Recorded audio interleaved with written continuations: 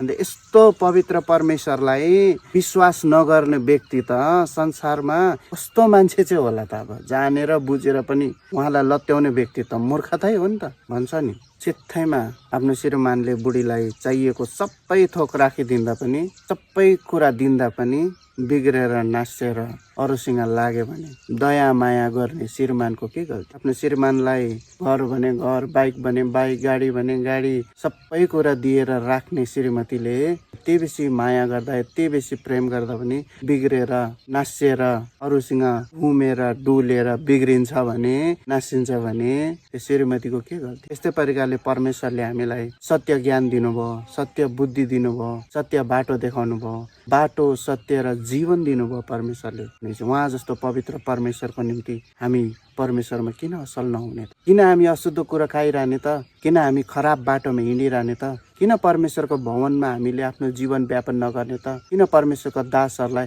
आदर र सत्कार नगर्ने त? किनभने त्यो परमेश्वरबाटै आएको हो। हाड छाला भएको मानिसले गल्ती बोल्छ, गल्ती भन्छ, गल्ती सुनाउँछ, गल्ती भएर जान्छ भने स्वर्गीय परमेश्वरले माफी दिने परमेश्वरले माफ दिन सक्नुहुन्छ भने हामी जस्तो व्यक्तिले एका दोस्रोलाई माफ र प्रेम गर्न किन सक्दैनौँ? उहाँ स्वर्गीय परमेश्वरले लाखौं करोडौं मानिसलाई माफ दिइरहनु भएको छ भने हामीले नाति एउटा गाउँमा बसेर 10-15 जनालाई पनि माफ दिन सक्दैनौँ। केही जनालाई पनि माफ दिन नसक्ने व्यक्ति कस्तो कट्टो ढुङ्गा जस्तो हाम्रो हृदय। हामीले परमेश्वरको प्रेमलाई बुझ्नुपर्छ है। परमेश्वरको प्रेमलाई बुझ्नुपर्छ। समय कस्तो छ, वातावरण कस्तो छ, जीवन कस्तो छ।